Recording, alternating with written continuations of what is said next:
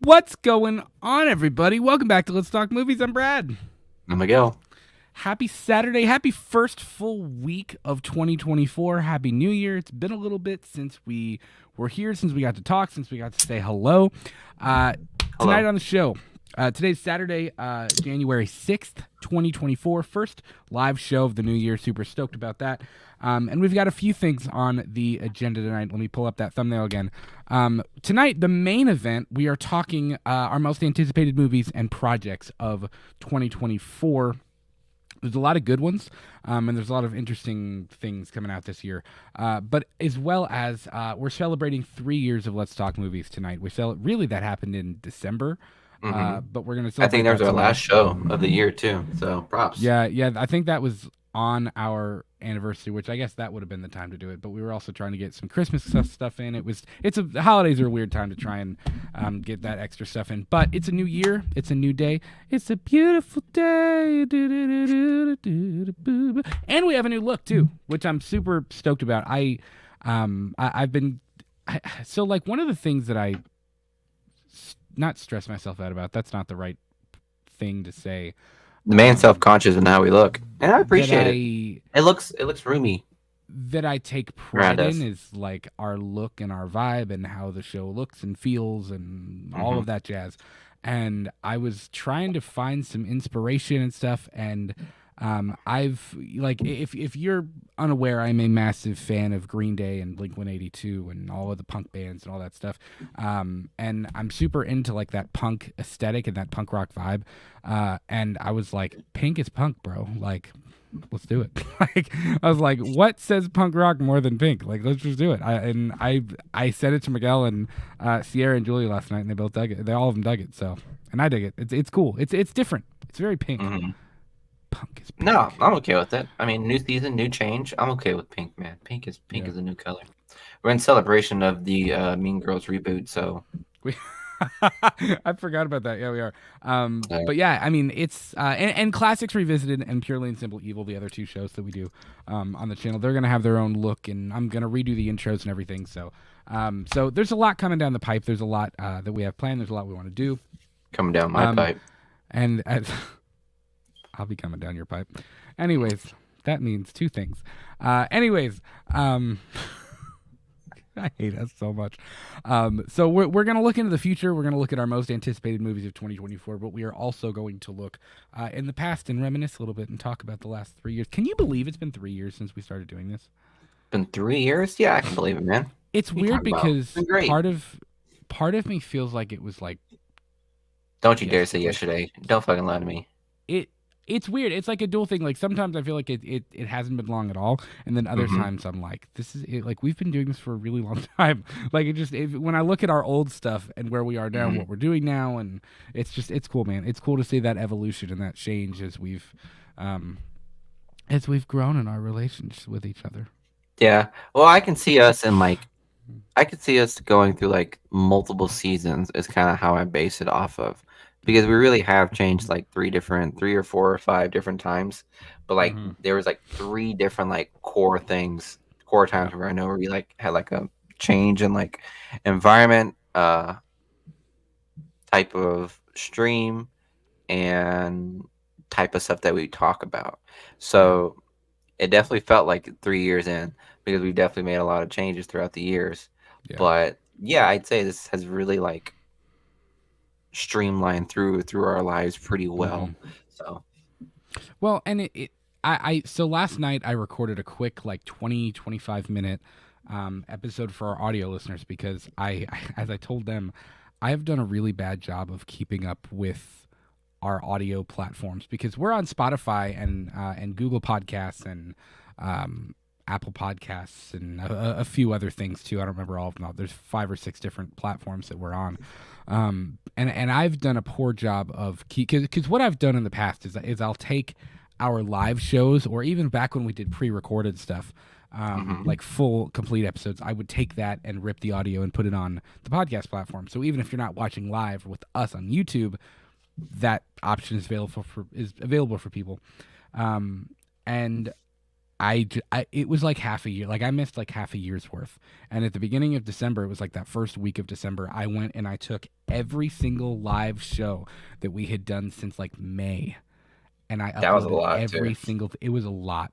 It was a lot of work, but and I uploaded all of them on the podcast platform. So if you're an audio listener and you happen to hear us here on YouTube, or if when this gets on Spotify, because it will get on Spotify, I promise you it'll happen. I've done a better job at that. You know, it's just it took me a long time to do it, but it's finally there, and so and I made a little quick, like I said, a quick 25-minute episode, just me yesterday, and I kind of addressed them and talked to them out, you know, and so yeah, just kind of gave them a little bit of a channel update as well. But and there was somewhere I was going with that, and I don't remember what I was saying. Oh, I remember what I was saying. So like they're essentially, what to piggyback off of what you said, I think like people evolve and people change and your taste in things change and your taste in music and movies and style and all that shit changes. Like But I my taste for think you never changed, dog. oh, it's never changed ever. um it, like I think we've evolved in this too. Like if you think back to when we started and we had, you know, because the original idea was to have Let's Talk Movies, which is the main show, which is still happening as you can see right now. Mm-hmm. But we also, if you remember, if you're one of our longtime listeners, if you've been here like forever, you'll remember Let's Talk Movie News. That was our second show, and we did that for about a year. That was a fun show. I've gone back and watched them. Those were fun, dude. They Yeah, were cool. we tried to do like some like newsreel thing, kind of how CNN does their like the little news here every now and then. Yeah, that was We like were trying to be crappy as tried CNN. something. Yeah, we tried it. Yeah, but and again, like you evolve, you change. Like the need for a movie news show Kind of died like out. it just we didn't need it because we were talking about movie news and stuff. Like all of that was like right before the Halloween Kills stuff started to happen. Like all of that information started to roll out when they were filming and things like that. So like it just we kind of lost the need for it. And that was back when we were doing pre-recorded shows. So like I would have to edit everything that Miguel and I filmed and then uploaded, and then we started doing the live thing, and the live stuff kind of took over, and we had done less pre-recorded. So like you change over time, and I think me wanting to change the look is kind of like my way of trying to keep up with that. Mm-hmm. But I really the look, I've got this background done, I've got the Classics Revisited background done, and I'm working on the Purely and Simply Evil one right now, and I'm working on intros for those two shows as well. But I'm the happiest with these so far. I think this is going to be our aesthetic, our look. You know? Yeah. Julia made fun of me the other day. She was like, just randomly out of the blue, we weren't even talking about anything with the show. She said, "Do you remember when your logo was just two mouths?" Just two. It was like it said "Let's Talk Movies" in like a different font on a white background, and it just had two like crooked mouths looking at each other. And I don't know if I was like, that's supposed to be us or what I was thinking. I made it. Well, in you remember we Microsoft saw that? Paint. I'm pretty sure I remember seeing that, and it was like we both thought it was like that is gold. That is I know, gonna be I there was like, forever. that's really really cool. Yeah. The LOL, and that And I now don't we know what probably it look says like about us. All of our logos have like slowly gotten darker. It started out as white, and now everything is like black, dark pink, dark red, dark blue. Like everything is all like pink or neon or super retro and whatever. But yeah, man, it's been crazy, and it's cool it's been fun to evolve it and to change it and to make it into what it is, and it's cool. I've said this before, but I never like envisioned us doing anything like this. Did you? No, not at all. I remember I was hesitant about it, like every single time we talked about it, because he'll be like, "We'll talk. We'll have like conversations." What? What? You're lying to me right now. Well, in the first time when we started, yeah, when you brought the idea up, I was like, "That's stupid." Bro, you said yes right off the bat. It took zero. No, I convincing. didn't. It took zero convincing. Did I really? I could have Really, sworn I called you. It was Disney Investor Day, and I called you on the phone. Like, we were already texting back and forth, like, "Oh my God, look at this, blah, blah, blah," and we were going back and forth because they were dropping everything. And I called you and I said, "Hey, I have an idea. hear me out. And I said, do you want to start a podcast? And you said, sure. And then I think there was like doubt. Like after you actually thought about it, and it was like, Mm. oh, how are we going to do this? Like, wait a minute. Let's talk about this first. Yeah, it was funny. Okay, yeah, that does sound like something I would do. Hey, but you're my Yeah, ride or die though. You said yes no matter what. Before you that's thought true. about it, you Yeah, said yes. That's how some would say it's the really ride or die unhealthy to works. do, but nonetheless, yeah. But it's us. Jump first, think later. So there you go. If Hmm. there's any lessons in of Jump life from first him. into love. But no, I think I remember telling you a couple of times. I was like, bro, no. I think the one thing that really got me was doing live shows. That's what bothered me the most, which is funny because it's what we primarily do now. Yeah. And I don't even know if you remember what our live show was because I don't. I don't even remember what it was. Our And I first think it one? was, yeah, our very first live show Our very first live show was because that was when we entered this. StreamYard. It was the Spider-Man No Way Home trailer reaction. When that trailer came out, we did a trailer reaction for that live. And then Mhm. I think the next thing we did was, which is actually probably still to date one of our biggest live streams, when Halloween Kill. It was either when Halloween Kills was delayed or when the first image. It was something to do with Halloween Kills. It was like a big, like something had just dropped like an hour before we went live.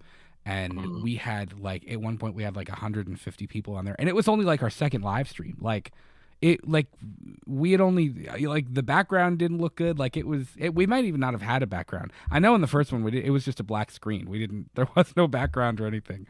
Um, No, but it was yeah, it was it's zero. It was like barren. I'm pretty yeah, sure. there was nothing. But it's just it's cool. It's cool to see the evolution. And the evolution doesn't happen without all of you. So real quick in the chat, Gory Tiger, what's up, man? Welcome, happy New Year. Art said, Brad, is there a new Halloween movie coming out this year? That shirt. This is just the OG shirt. I got this at Scarefest this year. Not this year. I don't think there's anything Oh, Halloween no coming out. news. I think there's a fan film. Braden Timmons is doing a fan film. I don't know if that's going to release this year or not, but there's probably a fan film or something like that. But anything official, I don't think so. We did a video a couple months ago when the news dropped about the TV rights, about the Halloween TV show that's happening. Mhm. And we haven't really, to my knowledge, there hasn't really been any news about that at all. Or the Friday the 13th show. I haven't heard anything about the Crystal Lake series in months since I've heard anything about that.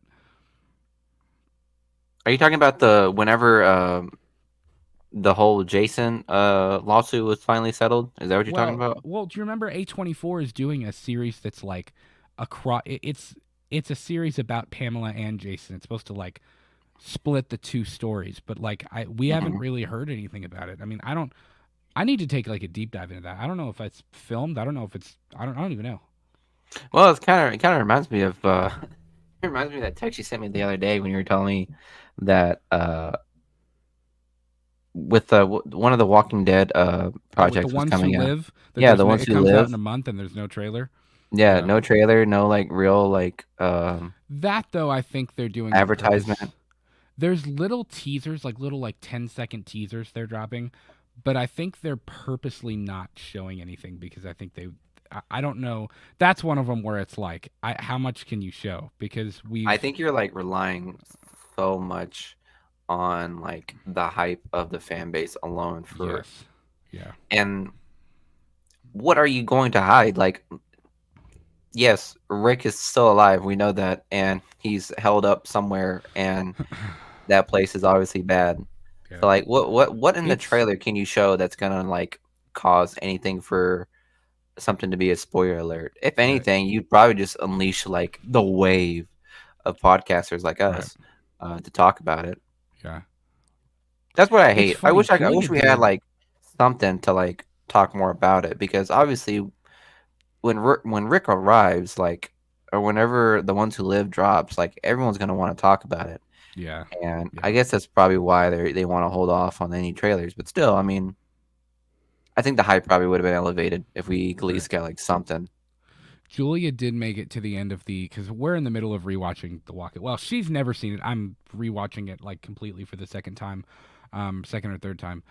But we just made it like the other night. She saw the end of the All Out War, the Negan thing, where like it's the end of that war, and What? I didn't know it when ended.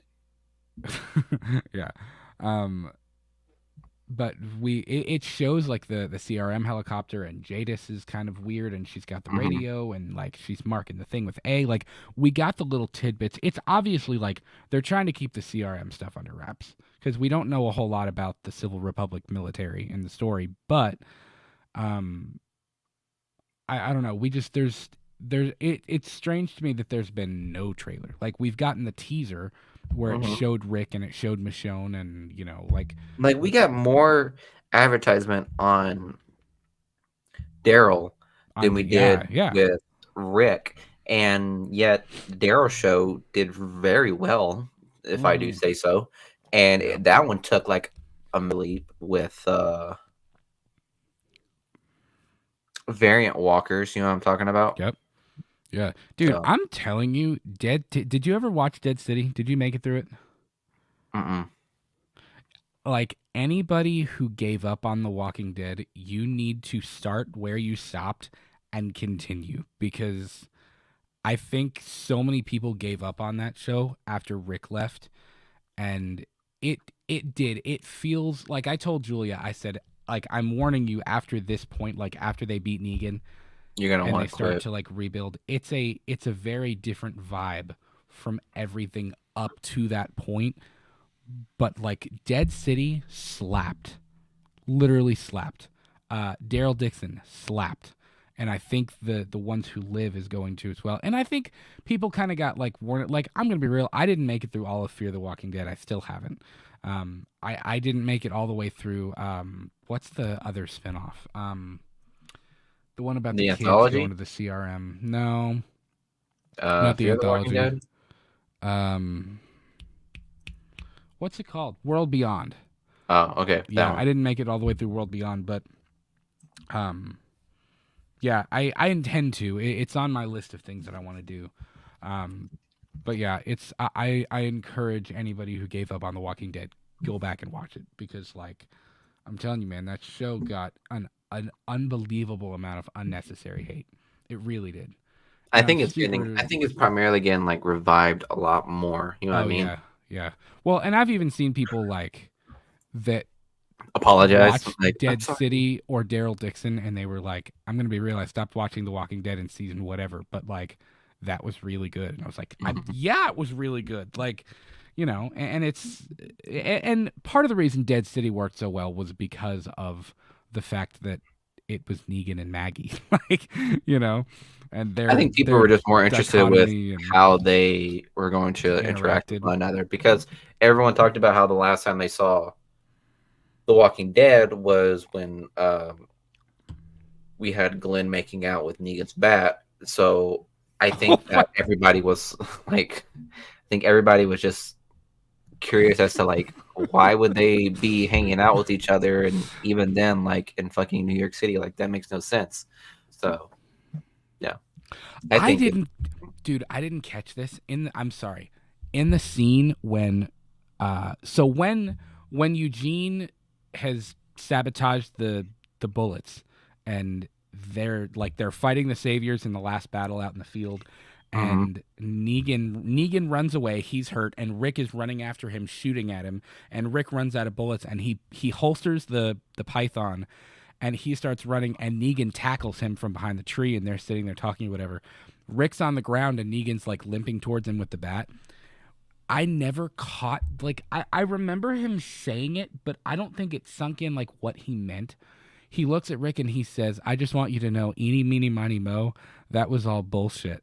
I made my choice." And I was like, "Oh," I was like, he's straight up saying like he knew, like he Mhm. knew it was gonna be Abraham, and then I don't know if he knew he was gonna kill Glenn, but I think he like, it It was was like just a one for me, one for you kind of thing. Like, okay, since yeah, you hit me, then I'm just gonna, completely wreck yeah. Glenn.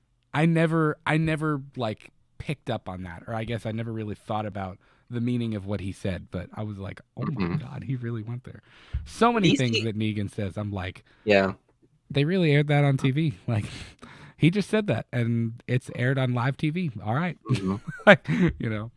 But Well, I think that if you it's look so back good. on it now, I mean, it kind of makes.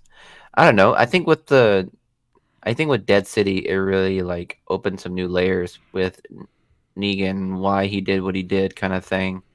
And I mean, obviously, that was like talked about like in the last season of The Walking Dead, the original series. But then, like, I think it was just delved in more in Yeah, regards to like Dead City. So it's fun to watch back on all the things that people hated. Like the right. reason rewatching something that caused a lot of fans to leave the show and Hmm. seeing how layered that actual scene really was, even though Yeah, it was already like gut wrenching, like it's even more heartbreaking when you think about it after all of yeah, the more details of Negan and why he does what he does. yeah. Well, and it's like part of me. Honestly, it took me like half of the season to not hate Maggie in Dead City, because not hate Maggie, but like No, she to annoyed the hell out of me. not dislike Maggie, because at the end of The Walking Dead, like the last season of The Walking Dead, Negan and Maggie kind of build up this like she's starting to trust him more, and she's starting to like she sees that he's trying to like Hmm. to make it right. And in the like their final scene, when she forgives him, and both of them are crying, and she says like, there's some days I won't be able to look at you, or I won't be able to like, I won't be able to talk to you, but like basically I forgive you. And then I was like, why is she being such a like a hoe in Dead City now? Like come on, like you forgave him. You said you were like gonna try to move on from it, and now you're back like you hate him, like he's the worst person in the world again. And because he even brings that up, and he was like, um, he was like, why are you being so whatever?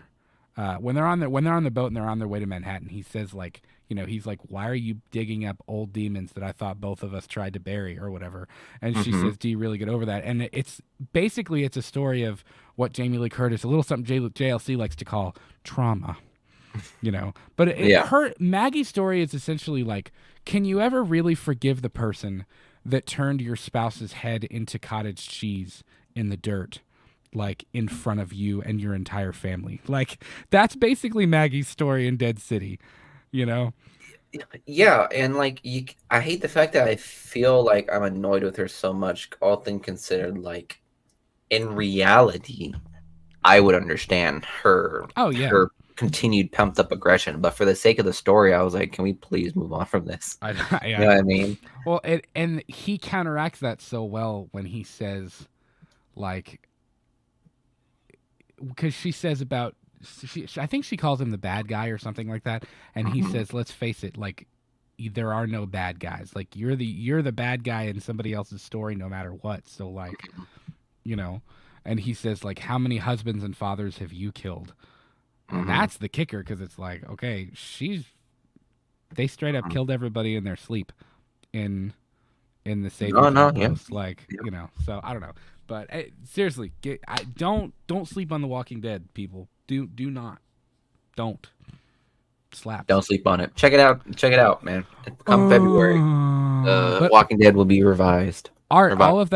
all of that to say, no, I don't think there's a new Halloween film coming this year. He said, "You guys are bros for life, for sure, man. Miguel's my Thanks, ride or man. die for life."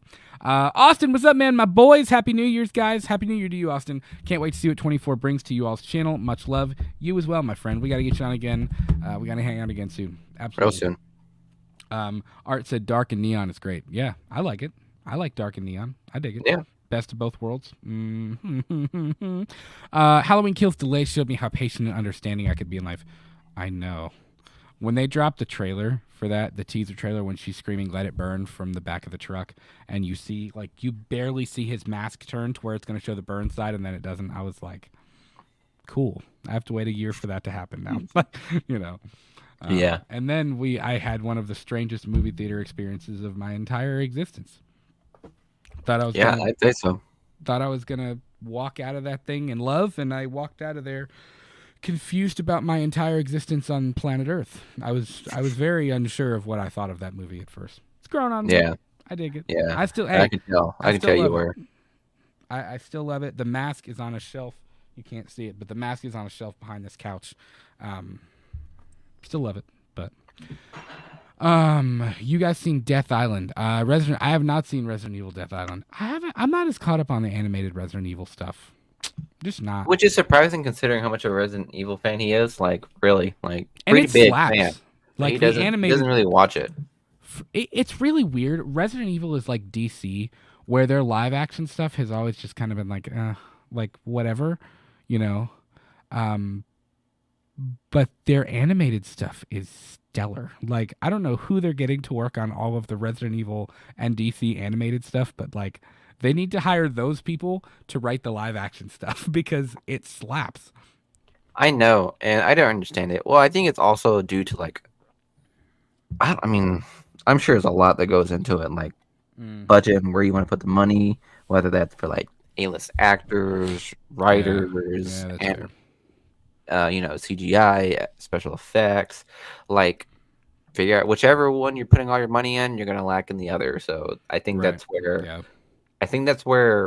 the Mila Jovovich Resident Evil kind of lacked in. I mean, all things considered, you had Mila, but the rest of the cast was kind of weak, and the story was kind of weak. But the CGI and action sequence was pretty dope. I You know what think I it mean? got weaker as it went. I think the first two were great. Hmm. Really the first three. I dug Extinction too, but after that it got too sci-fi. Like and Resident Evil kind of always had a sci-fi element to it, but like it was just I like know, this right? like at the Zombies, end of the day sci-fi. this is a horror thing. Like this like it got way it was way less horror based and more like CGI fest. Like, CGI slugfest. like they're trying to do like an entire like creature battle in CGI and you have all of the Alice clones and she's diving off of buildings and it's just like it was like they were trying to do a horror film, like a horror zombie film, a sci-fi film, a superhero film with Project Alice. Like it was like they were trying to do a million different things with it at once. It was a lot. you Yeah, know. I think Project Alice was an interesting story to have, Me too. but at the sacrifice of the original core characters is kind of where I kind of drew the line. So for Yeah. Afterlife, I think it was Afterlife when they invited when they involved Chris, Yeah. and then the next one's when Leon came in, right? Yeah. Well, Yeah. what killed me about that though is like if you're going to if you're going to go off rails and you're going to do a different adaptation of the games and of the source material, like just do that. Like just continue with the Project Alice thing. Hmm. Or if you're going to include Leon, don't just make it like an afterthought. Leon and Chris like really specifically those two. Wesker not as much. Wesker they did a decent job. Claire they did a decent job. Jill they did a decent job, but like Chris and Leon literally just felt like afterthoughts, and Yeah. half of the movie was just them like, Like it's funny because like it Carlos, I don't know, it didn't work because at all. Carlos had like he was involved in one game, but he was involved Yeah. in like two or Two. three, if I'm not mistaken. He died in Extinction. Okay, so but he had much deeper story than Leon and Chris, Yeah. which were Yeah. core members. So that confused me a little bit, Yep. but I didn't hate it. I did not hate Resident Evil Extinction. I actually enjoyed it, Yeah. and I did too. I always loved I was that. just surprised about like the change and like the change in direction that they did with who to focus on more. You know what I Yeah. mean? Which also kind of doesn't surprise me because they brought Oded, which was I forgot what he played, but he played in like The Mummy. I loved him in The Mummy. So Yeah, he's a good actor. I with like Brendan that guy. Fraser. Yep. Yeah. So again, that was a matter of like where you want to put your budget on heavy hitter actors or Right. script or CGI and stuff like that. So It was just that was Afterlife is where it kind of lost me, and Afterlife had a lot of potential. There's a lot of things I like about it, but it was just it became too. it became Fast and Furious.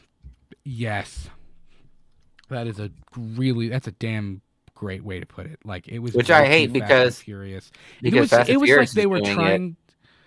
Fast They and were Furious trying is to. copying off of Resident Evil, if that makes sense. It was like Yeah. another sequel after another sequel Yeah. kind of thing. they were trying to shove fan service down your throat while also trying to tell their own story. You know what I mean? Hmm. It was like, hey, we're Yeah. gonna go over here and we're gonna do our own thing, but hey, here's like here's all of these random ties into the game, but that Yeah. don't make sense because it it's not explained in any way. Like when the executioner shows up, the dude with the axe from Resident Evil 5, when he Like, showed where up in was that? Afterlife, I was like, where did he this is like where did he come from?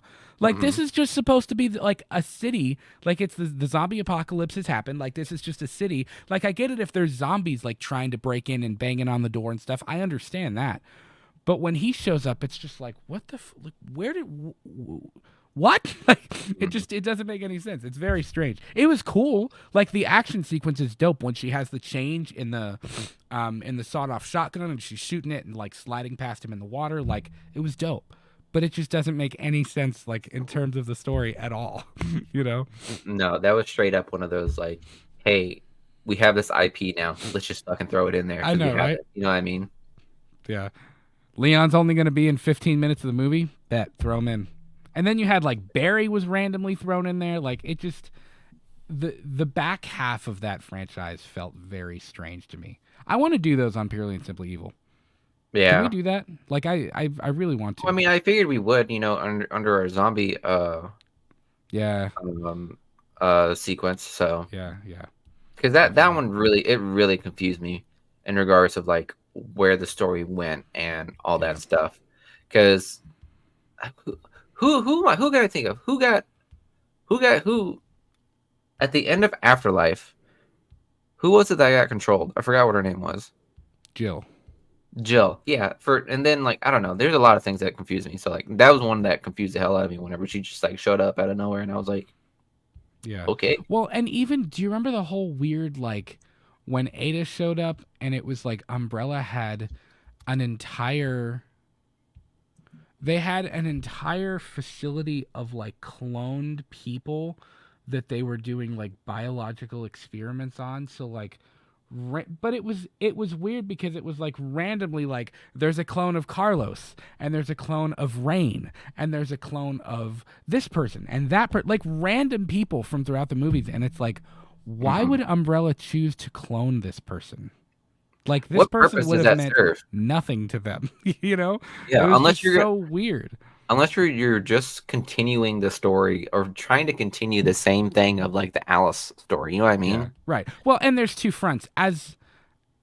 Like if you're trying to watch it as a part of a serious story, you're like, why is there a clone of this person? Like that doesn't make any sense. But as a fan, you're like, Carlos, Rain, look this, but like you're like, oh crap, this is that, this is that, this is that. Like that's so cool. But Mhm. it felt very odd. It was that's a strange franchise. It really is. It started very strong, and it just I've said this before. I think if I were to rank it, it would be the easiest ranking of our entire lifetime on the show. I And on the personally think channel. it would be opposite of how it came out. Mine would go in order. Like my favorite is 1, my second favorite's 2, my third favorite's 3. Like it would just No, like it okay, would yeah, but literally I just mean go in like order. yeah. I was gonna say opposite where it came out, or like Oh, I understand what you're saying. yeah, so I understand what you're saying. Yeah. yeah, But I could tell that the quality was just not necessarily the quality, just like I can tell where the focus was being put on more yeah. than whenever the first one came out. So Yeah, I agree. And I agree that I like that they went with the apocalyptic route. Like I don't knock them for that. I mean, I think it was ballsy. Like I remember in Extinction when she says like, because to me part of Resident Evil has always been like trying to prevent a biological disaster from happening. Like, that's literally the point of the BSAA and why Chris and Sheva are in Africa in part 5. And, when Leon discovers all of the stuff in 4 when he's looking for Ashley, like that's literally the point of Resident Evil is that they're trying to stop like biological weapons that are being traded on the black market and being traded between all of these pharmaceutical companies and things like that. So mhm. like it was ballsy in the movies to go ahead and be like, hey, we're going to make the apocalypse happen. but it was like they left themselves nowhere to go from that point. It was very it was strange. It's a weird series, but Because you know, part of Resident Evil was kind of like the espionage kind of thing right? Yeah, of Umbrella. right. So, but now that you have the entire world to shit, it's like, well, where do we go from here? Yeah, like why are they still even doing experience? You know what? Hmm. It is strange. I don't know. Austin also said, "I'm most excited for Dune Part Two, closely followed with Alien Romulus." Yeah, those are two big ones. So let's do this. Let's go ahead. We're about 35 or so minutes into the show. LOL, we haven't started Let's. this. I know we've just been talking. Let's go ahead and start talking our most anticipated films of 2024. Who are those sexy guys on screen? I don't know. You have their eyes fucking whited out. I'm Was that talking just to about be edgy too? I'm talking about Godzilla and Kong or Deadpool and Nosferatu there, but Oh, okay. one of those two. So yeah, man. There's quite a few good films coming out this year, and there's a few that I'm pretty stoked for. Um, and there's quite a few that I'm stoked for. Some that are sequels to things in the past that I've really enjoyed. Hmm. Well, many of them are sequels actually. Let me see. Out of mine that I kind of pulled, 1, 2, 3, 4, 5, 6, 7, 8 of mine are sequels. Yeah. Yeah. Is there anything original coming out that you find yourself primarily like Yes. excited for? Yes. One of them for me is Civil War. That movie Yeah. comes out on April 26th. Stars Kirsten Dunst and her husband. What's his name? Jesse Plemons. That's his name. I always forget that dude's name. Stars both of them. It's interesting times. Like interesting given like what year it is and what's coming up in November and Wait, is Christian today's Dunst date. Like husband really Jesse Plemons? she's married to Jesse Plemons. Yeah. Hilarious. She's married to Jesse Plemons, straight up. That's hilarious. They I got love married that. like either last year or the year before. He is such I don't know, man. He's underrated, I gotta say. He is extremely underrated. He's got a couple of Extremely. he's got a couple of characters that I just absolutely love. I know he was absolutely hated in Breaking Bad Oh, his and character was a garbage. garbage human being in Breaking Bad. Like, Mhm, I mean, mhm. I don't, duh. Like, I don't blame him. That's hilarious. Well, Yeah, and also it's gonna be fun to see him in Civil War, but yeah. yeah, I had no idea. Look at that. yeah. But yeah, Civil War looked interesting to me. Like, just as a, it's scary because like it's already like without getting into all of that, like it's already scary enough. Like the times we live in and like how polarized people are. But like I thought it was interesting that somebody actually went there like and made a movie about like, hey, if the United States went to war against itself, like it would probably be a catastrophic failure. It would be really bad, you know. Be given like the technology that we have and the way our Yeah, government is but set up, and it's an interesting concept for a movie. you know what makes me laugh the most about this is the fact that who is the director for this? Let me Forget. see. The director is Garland, which if you could find out, if you look up who he is a English filmmaker. So he's not from here. He's from London, England, and he's doing a movie about the United States going through a civil war. And if I'm not mistaken, Brad, if you can find it, please pull it up. But there is a map of they wrote a map of what the Civil War territories would have been. And if you look at it, you could tell that this is a fictional movie. Like no Mm. part of this movie would actually exist. Do you see Like what a I'm talking map of about? how the Yeah, like if you look up Civil War 2023 map, it would literally show you what the how the United States would be divided. oh, I see. Let me pull this Yeah. up. Let me share screen. So it's like Boom. it's really interesting how they're going about it because they're really going in depth with like just to give you an idea as to what you're expecting because it looks like they're going all over the place. Because I'm not as Christian Dunst is a war journalist, Yeah, and yeah, she is coming to grasp with the idea of like having to do news on multiple civil wars throughout the country, only to find herself, doing Also, a of course, this is an A24 movie. I'm just saying. yeah, right. I'm just saying. Of course, it's A24. Like, Yeah, but look how unrealistic this map is.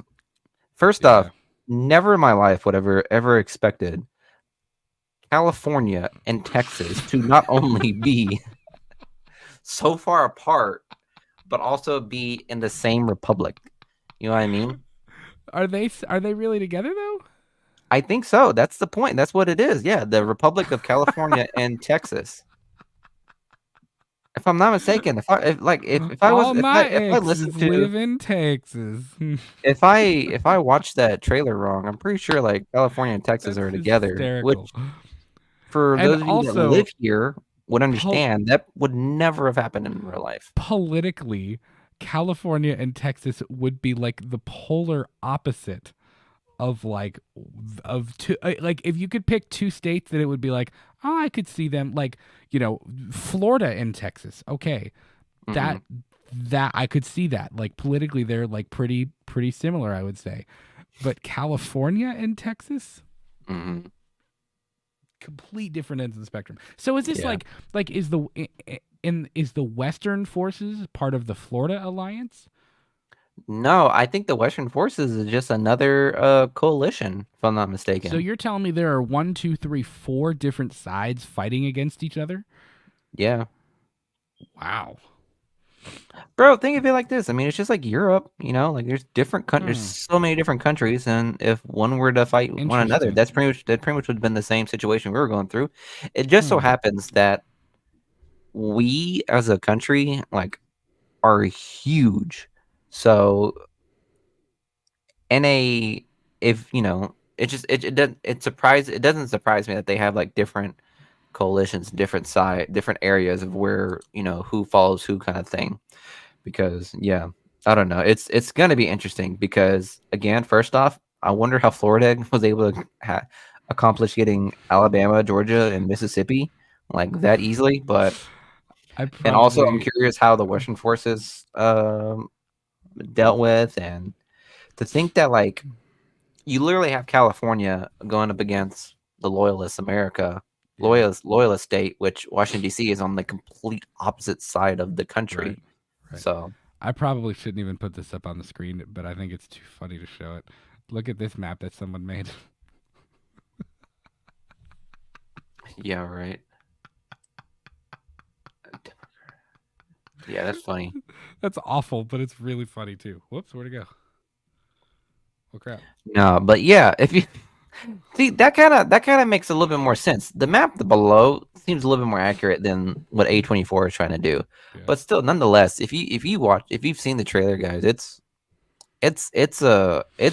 tension building. Like it really It is. feels like apocalyptic and Well, grand. that's what struck me about it. Is I was scrolling on Twitter, and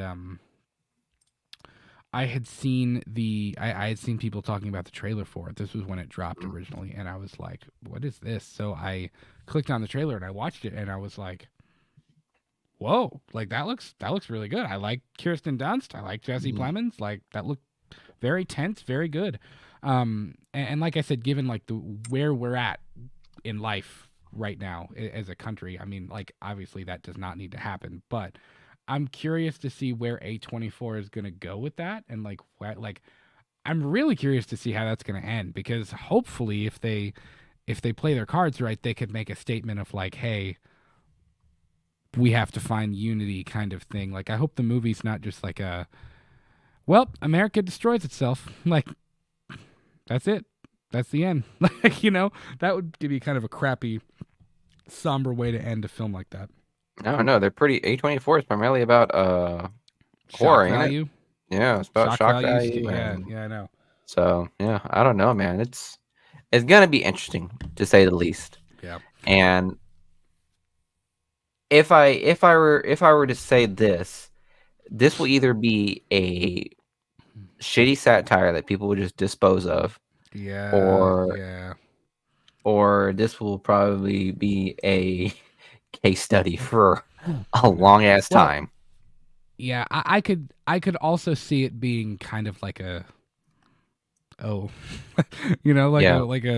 like that wasn't very good. Like it was kind of cheesy almost. Um, but I thought it looked interesting. The trailer looked good. By the way, have you seen the reviews for that Night Swim movie? Do you remember seeing the trailer for Night Swim when we went and saw Thanksgiving? Is it good or is it bad? People have said it is absolute garbage juice. Night And Swim? I thought it looked good when we were sitting there before Thanksgiving, I was like, "Hey, Golly, that that looks thing pretty is cool." sitting at 27. Yeah, like the reviews I've heard have been abysmal for it. Mike Holtz from Wham actually said, "Do not waste your money on that movie." I was like, "Damn, I thought it looked good. Apparently not. Apparently trailers can be deceiving because I don't know." LOL. We should do that sometimes. Like review, like talk about movies that had like really awesome trailers but shitty Yeah, yeah, film product. yeah, yeah. That's true. I don't know. It seemed interesting, but kind of hard to do a plot with Yeah. this. I mean, in my head, I am not expecting it to be like the fear that I can think of, like going in the deep end of a pool. Like you know how some people have like a fear of that. Hmm. I feel like that's not necessarily what they're going for. I feel like it's just like something demonic, as Yeah, I mean, usually is the there's thing. some kind of creature. Like I've seen the picture of the creature on Twitter.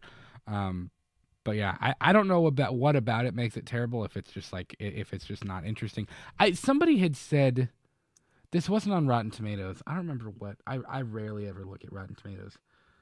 Where was this at? This might have been on Facebook and the Killer Flicks group or something. Somebody had said there's so many like random plot points in it that it just like Hmm. it almost loses momentum because it's like why are we focusing on all of this random crap instead of the actual like plot of what's happening in the movie, you know what I mean? So Hmm. I don't know. I thought the trailer looked good, but apparently it's not. So so I don't know. Well, maybe I'll check that one out when it comes on streaming. There's quite a few films from last year that I need to go back and watch that I didn't make it to. Last year was a weird year. It really was. I had a time, like you know, He um, had a metamorphic time. I There you did go. uh, with some certain things, not involving the show or movies, just with other things in my life at the time. But yeah, so it kind of prevented me from seeing as much as I wanted to. But I like Barbarian. I did go back and watch Hellraiser. I did a review for that. A few things I went back and rewatched, but there's more I need to go and there's more I need to check out. There So definitely is. Miguel, I've got a list. If you don't have a list, there's the Hollywood Reporter's got a most anticipated releases of 2024. Do you want to go through that list, or do you want to go through? How do you want to do this? I didn't really plan out a specific way to go through things. Well, I know Rolling Stone has one too, and I was gonna go off that, but no, I didn't. I personally myself didn't make a list, so All right, let's see which one has more. I saw the Rolling Stone article too. that's Um, 50, and I don't plan on being here past one.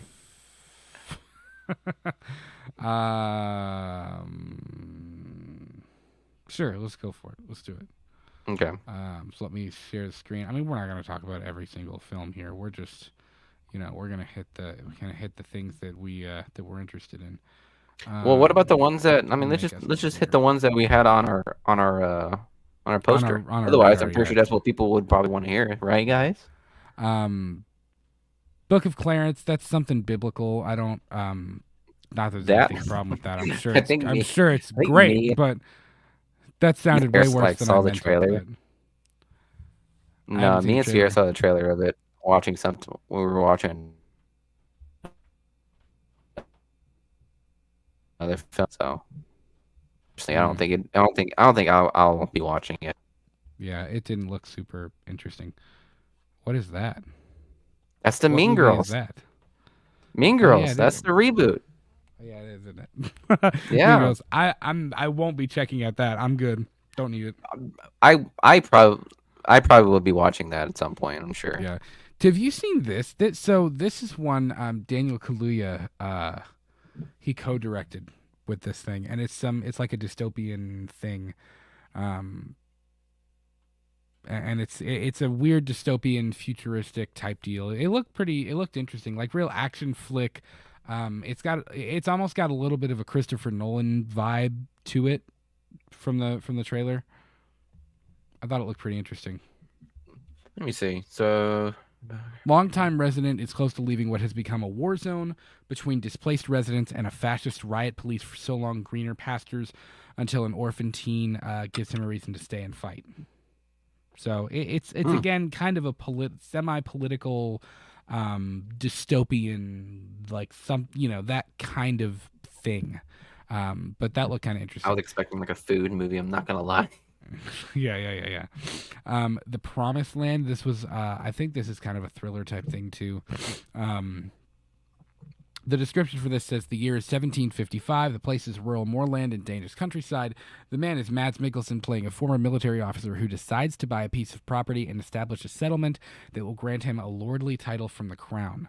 The obstacles in his way: a rough terrain initially unfriendly to farming, a lack of abundant hired help to enlist in his cause, and most significantly, a sadistic nobleman who wants ownership of the land for himself and is prepared to do everything to crush his new neighbor's spirit.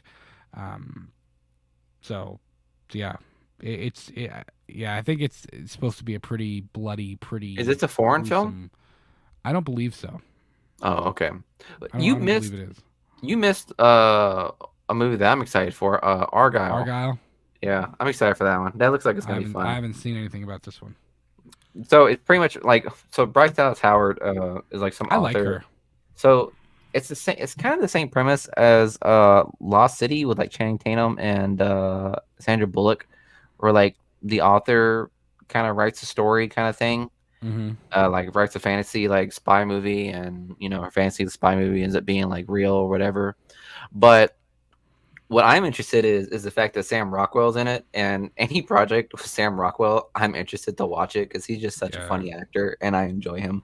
I enjoy watching his film, and plus, you have some pretty heavy hitters like Samuel L. Jackson, Bryan Cranston, and what's his name? Superman. Henry Cavill. Yeah, so I'm excited for it. I think that's gonna be funny, and I think it'll be a wild ride. Yeah. It sounds interesting based on the description. Liza Frankenstein. This was one that you had mentioned to me, Miguel, that you kind of thought sounded interesting, and it does. It's kind of like a what was the zombie thing from a few years ago? Warm Bodies. Warm Bodies. Yeah, this kind of gives me that kind of vibe to it. Like, she falls in love with a corpse kind of thing. Like, and like I already love the little Easter eggs that they have right there. You see that already in that picture? Yep. It shows like the lake monster. Yeah. It's pretty cool. Yeah. And who is this? You have, I think that's Cole Sprouse, and who's the girl? Katherine Newton. Katherine Newton. Okay. Yep. Yeah. So this obviously looks like a more teenage version of Frankenstein, if I'm not mistaken. Yeah. So, and it's Diablo Cody. It's the dude who wrote Juno and Jennifer's Body. So like it's gonna be that kind of like that vibe, Dude, Juno's a good movie. I always really liked Juno a lot. I like it too. I think that was the first movie I've seen with Michael Cera. Yeah. Before I saw Juno. I saw Michael Cera and Juno before I saw him and Scott Pilgrim and Superbad. So. Really? That's the first time I saw Michael Cera as Michael Cera film. Dude, I cannot do Michael Cera as Lex Luthor. I can't. I love you to death. It's too weird. I love you to death. That is not Michael Cera. Is it really? That is not him. Oh shit, no, it's not. God, what's his name? Why am I confusing him? What's that dude's name? I wish you were right, but yeah, I want to correct you before that happens. Could you imagine? Who am I mixing that up then? You're missing that up with You're right. What's that dude's name? I'm looking up right now. Jesse Eisenberg. Jesse Eisenberg. Yeah, that's his name. Yep, Jesse Eisenberg. I love them. Love them. Did I really just do that? Yeah, did I? You did. Well, I mean, they're both awkward white men. I mean, that's what that was their. Yeah. That was their thing. So they look like awkward white men. Like they just do. But no offense to either one of them. But it's not to say I don't like Jesse Eisenberg. I think he did phenomenal and Zombieland 1 and 2. Very rare Yeah. with that sequel Yep. of work, but it worked. So Yeah. I agree. Um, I'm I'm glad they're giving Bob Marley a biopic. I'm glad about that. I hmm really am. He, I've his music is something I've always like. It's grown on me like as I've gotten older. I think it's one of those things where like Bob Marley's music, like you have to really like be emotionally connected to it to like no, I'm a huge appreciate it. You know, yeah. I and I think the appreciate more Bob Marley and his music that he had, and the impact that he had on the community and how important he was yeah during that time. And I gotta say, man, you know how you could tell when someone's like in the spotlight at the moment, yeah like when an actor, when like he's getting his time in the spotlight. right Kingsley Ben-Adir is getting his time in the spotlight because yeah he was in Secret Wars, which I thought he did a good job, despite what you guys may think. I think he did a good job as Gravik, and he obviously was in Barbie, and people loved him in Barbie. And then now I saw this trailer of him playing Bob Marley, and I was like, bold, first off, because he's not who I thought of to play Bob Marley, but I think he'll still do a good job. Hello, love. yo boo thing has entered the My boo chat. thing. What up, Yo boo thing. Yo boo thing boo thing boo thing. honey? When you do that, that's what I'm thinking of. I think of what up. Hey, hey, there's movie of the year right there, Madam Web. God. I hate the Movie. fact that I'm not gonna like this movie. I know. You know what I I mean? have. I'll watch it more than I'll watch Craven, but I will watch Raven more than I'll watch this. It's I have wedding time. zero hopes for this or for Craven. I Like know. I like the hope tank could not be any less full than it is for either one of these. Like because I still cannot get over the fact that you are building an entire Spider-Man universe with no Spider-Man. hmm Tell me how any of that makes sense. Like it just doesn't. I can't do it. I Yeah, can't do it. and I hate it because I think when I didn't expect Dakota Johnson to enter the Spider Verse, nor did I expect character actors like Sydney Sweeney. Like Yeah. these are characters I did not Yeah. expect. Not to say anything about them being women, but I just didn't Are expect you them to. sure? I didn't expect them to like be in a film and be in a superhero film at that. You know what I mean? Yeah. Yeah. The same way I didn't expect Jared Leto to be in it. So Yeah. Sierra said, Brad, have you seen Iron Claw yet? I have not seen Iron Claw. I yeah, you're need missing to, out, but I have dude. not. Have you? We, Did you guys see that? well, first off, like we talked about, honey, we talked about like how he needs to like watch a lot of films that were in 2023 because the Iron Claw is definitely one of them. If you guys have not checked out the Iron Claw, please do so. Even if you're not a WWE fan, the Iron Claw is definitely one of those gut wrenching, emotional films that you would not have expected if you're Mm, not a WWE fan or know the story of the family that they involve in. And with the Von Erichs, it's definitely a heartbreaking story. I mean, I won't. Here's what I'll I don't say. know. I I don't will know anything do about that. not. Yeah, do not look up. Here, do not look up who the Von Really? Erichs are. Yeah, do not look up. Like, wow. Yeah, do not look up who the Von Erichs are. Go Huh. watch the Iron Claw, and then you can look up who the Von Erichs are. People in the comments, do not talk about the Von Erichs right now. I want Wow. Brad to watch it because it is a emotional movie, to say the least. Zac Efron puts on a performance along with steroids and muscles, Jeez. and I think personally, it was a top movie of Huh. 2023 for me as Huh. well. So Wow. yeah, Watch it check it like out, we dude. did unknowingly. Yeah, Isn't that the best when you watch something and you're just completely like blindsided by it? because we really didn't know anything because I don't know anything about WD.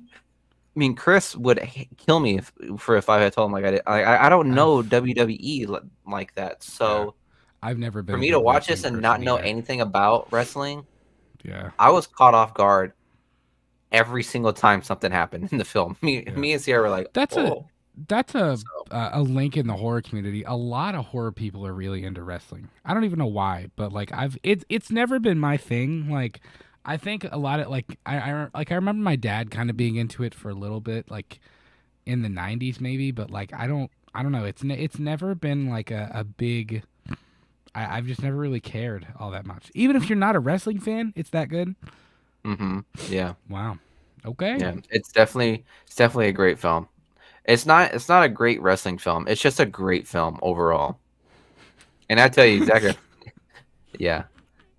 Oh, we need to tag my wife in the comments. She said it helps that Zac Efron is my John Mayer. For those of you who That's don't nice know, to my know. wife is upset. The one man that my wife would leave me for permanently is John Mayer. Which I get Well, it. I'm I glad do. I'm glad you were with the I complete understand. opposite of Zac Efron, honey. It's I understand. I get it. Hmm. I completely understand. The man's a unit. I'll give him that. Yeah. He's So. heated. So yeah, I don't have any. I don't have much hope for Madam Web or for Craven. No idea what that is. Gonna be real. Don't really care. Dune Part 2. I enjoyed Dune Part 1, but I'm gonna be real. It's one of those movies like I would need to go back and rewatch it because like For me to know what happened, yeah it would I don't know. I could probably sum it up right now, but I don't want to spoil anything for anyone that's viewing right now if they're really anticipated for Dune Part 2 or anything that well happened in Dune. and there's so much to it though. Like it's so vast and it's so big. It's like I would have to watch it again like for myself just to like take it Hmm. all in again and like I like if I walked into Dune Part 2 right now, I don't think I would have any idea what was going on Yeah. for real. I don't know. It just seems I think with when because people compared it to like Star Wars and stuff like that, or some people don't, or some people say it's nothing like Star Wars, but like if in reality it was kind of similar, or like this the aspect, space opera. That's what I mean. Space Like opera. in regards of similar. I know that they're It's a space vastly epic. different apart, but there's not to say that like when I watch Dune or try to get into the franchise of Dune, it's a little hard to get into it because I feel like every time Yeah. they talk about a certain faction or cult or power or history or lore of Dune, I feel like they always just kind of like scratch the surface. So like you leave yourself like, well, I still don't fucking understand what the Yeah. hell's going on, kind of thing. That's how I always felt about Star Wars. Like because I was never obviously I'm better now, but like I was never I think that's part of the reason that Rogue One is my favorite Star Wars film because I was never like a huge like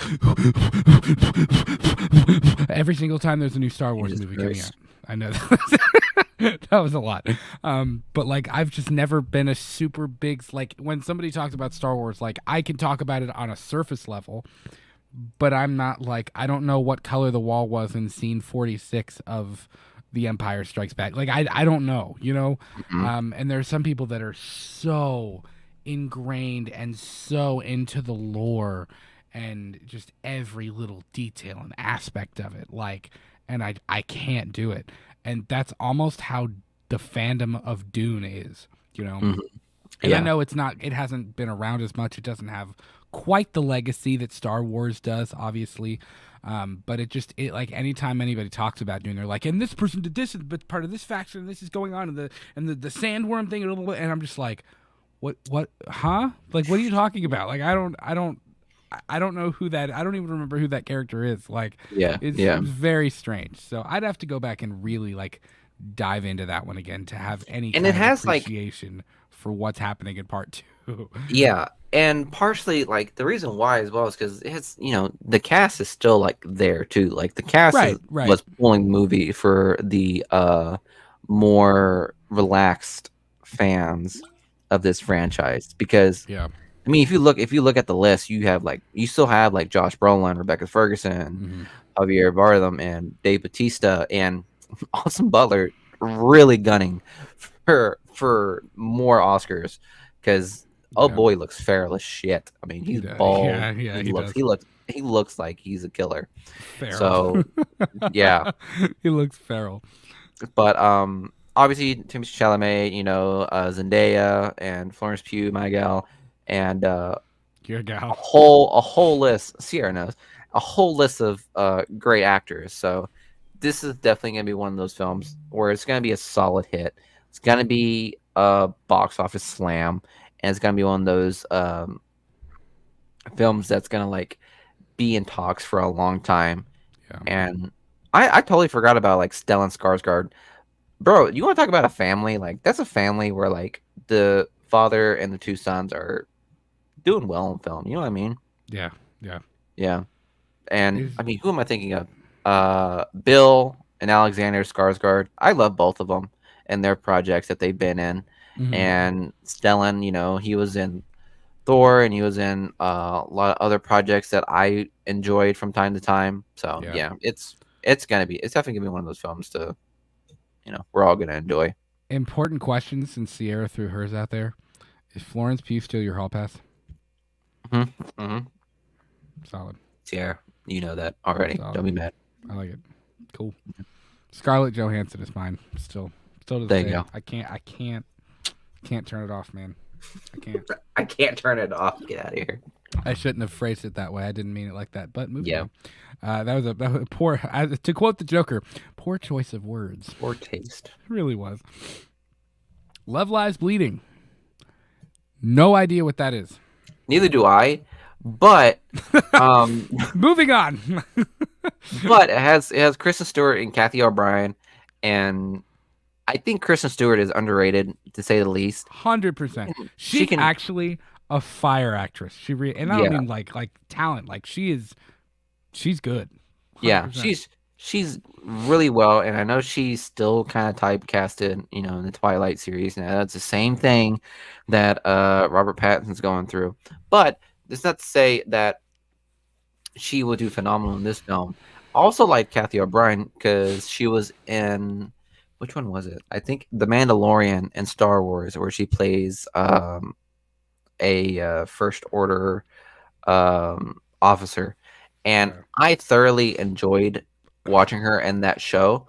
It showed a lot of depth for a short of an episode. It showed a lot of depth in her, and she obviously can hold her own in her own scenes. And Yeah. if I'm not mistaken, this is about a bodybuilder and their romance between Kristen Stewart and Kathy O'Brien. Which, by the way, Mhm. Kathy O'Brien, she's old girl's yoked. Oh She's yeah. putting in the Look at her, work. dude. Look at Yeah, her. she's ripped. She is So, ripped. I think this is definitely gonna be one of those films where like I think you know the industry unless, yeah. So let's see. Kristen Stewart runs a gym, New Mexico, falls hard for Jackie. Kathy O'Brien, a bodybuilder, hoping to make a bid in the competitive circuit in Las Vegas. Okay, yeah. So it is gonna be about the bodybuilding Mhm. industry. So I don't know that industry either. Same way I don't know WWE. But if it's able to be a good film of itself, I will thoroughly enjoy watching it and get more knowledge of the industry Yeah. because that's one of the industries as well that does have its baggage and does have its dark sides. So Right. Yeah. again, this film, I'll check it out. Love Lies Bleeding, March 8th. I'll check it out. Cool. Hunter Iggy said, "What's up, man?" Said, "Let's talk movies. What is your thoughts on people saying Lois Lane smarter and she saves Superman?" I haven't heard that, but that's interesting. Is this like a talk about like what's gonna happen in like I Superman guess Legacy? with Superman Legacy, yeah. I don't know. I could see her having like more. Well, I don't know. I was gonna say I could see her having more knowledge about like Earth and about like societal but I don't know because he still grew up here. Like I assume they're still going with like the his origin story basically. Well, they're not I gonna don't they're not know. gonna tackle that again, are they? They're not gonna tackle the whole origin. They're not going to tackle his origin story, but I'm assuming his origin story is still the same. Mm-hmm. Even if we Well, don't see it in the film, I'm assuming it's still the same. At least generally, it's the same concept. Mhm. I don't know. well, I don't know think if, that I I don't think know if I that like the fact that she's smarter. I than think him. so. I would say What? so. Really? I mean, she's more cunning. I mean, she's a journalist, dude. She's gonna know people a lot better than Hmm. Superman. Because the whole point of Superman is that he has a somewhat of a naive sense of hope, if that makes sense. Like he is the symbol of hope, but he does have that not that naivety that he thinks the good of everybody else. You know what I mean? Yeah. Yeah. As opposed to like Batman, but still either or don't have that like they have that like no kill like motivation, but Batman's obviously a little bit more darker sense of how people Right. function. Like he knows like people are gonna have dark side as opposed to Superman. So, Yeah. but just to say that I hope that Lois Lane continues to be um much more of a much of a important factor as opposed to just being a damsel in distress, if that makes Yeah. sense. Yeah. I mean, I mean, I'm. if you think back to the old fucking Superman with like with Matt Reeves, like oh girl just like jumped out of the building to prove something, and Yeah. that was like the gist of her stories, as opposed to the DCU with the Man of Steel. I like that Lois Lane. Mhm. She was really well played by what's her name? Is it Jesse Adams? Am I thinking of the right lady? Um.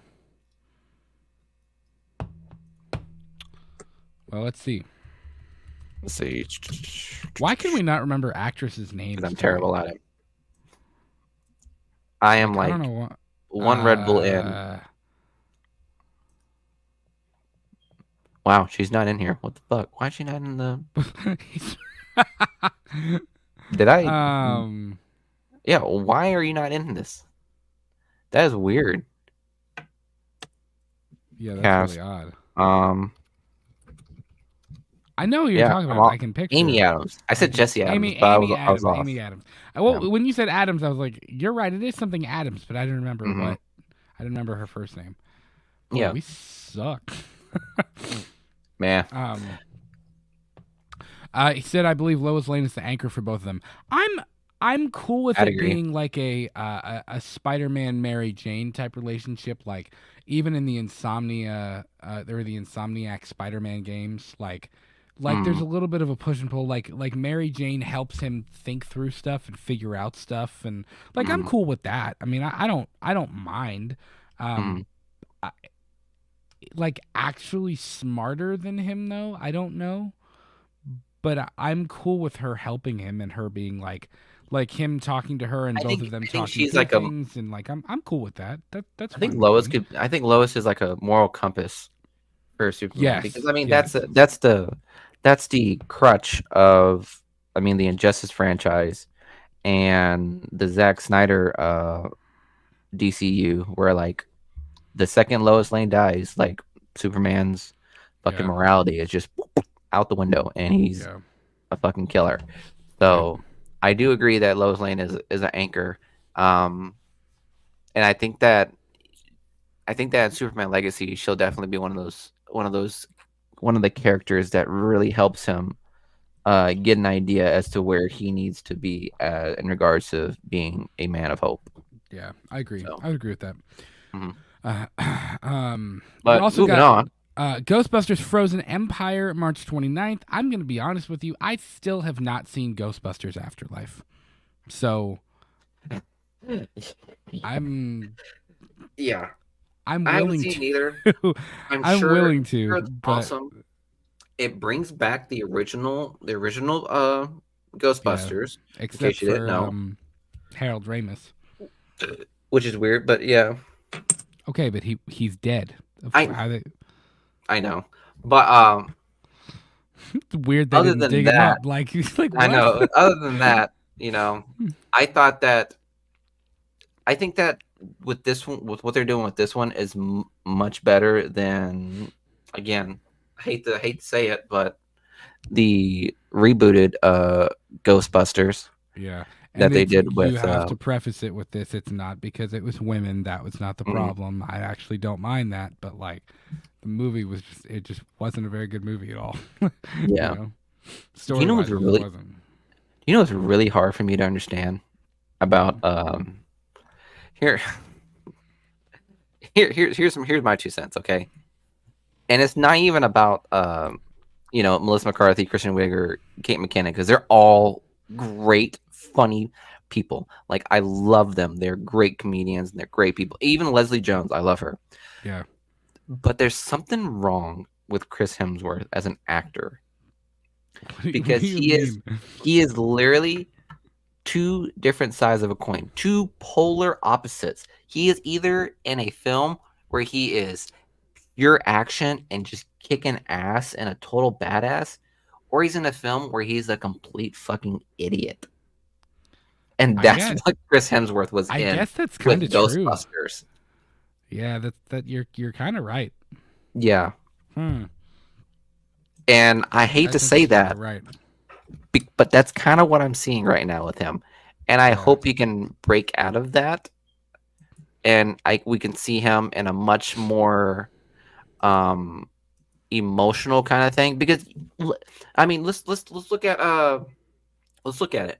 Because with you have him, I remember him from like 12 Strong, Snow White and the Huntsman, obviously Thor. Like he is like, I think playing Thor, he's able to like be much more fluid and complex with his acting because you can see the gentle side, you can see the heart, you can see the comedy, you can see the action, you can see all of that. But any film outside of that, you either have him as really hardcore and actiony or an absolute idiot. And I've only seen him in one film that I know he did really well on, and that was Rush. I thought he did phenomenal in Rush. Yeah. But other than that, a lot of his films recently has just been like way too actiony or just an idiot. Way too actiony. Yeah, I would agree. It's yeah, and I don't think it's him as much as like the roles that he is getting requires and like because the way he can it's written. Like I really don't think he's the problem. I think he's a good actor. I just think it's very strange to put him in some of the roles that he's been put into. You know. Well, he's kind of typecast as an action star right now. So for me to see him in a more comedic role where he's, kind of like thrown aside to like being like it's weird. The cops in Halloween 5. Yeah. Yeah. And it sucks because I've seen he did even in like the fucking 5 minutes of like Star Trek, the rebooted one. He did a really good job. He was emotional. I liked him in that. Yeah, yeah. But again, that was more actiony. Dude, old buddy was in a horror film, Cabin in the Woods. You remember that? Yep. You remember how he died? Yep. Yeah. Yeah, so, it's very strange for what they've done with him in certain roles. Mickey 17, no idea. This is about that Parasite film, or it's a sequel to Parasite. I didn't see Parasite. Don't really care. I'm gonna be real. Here we go. There's my boy. There's my whoop. What just happened?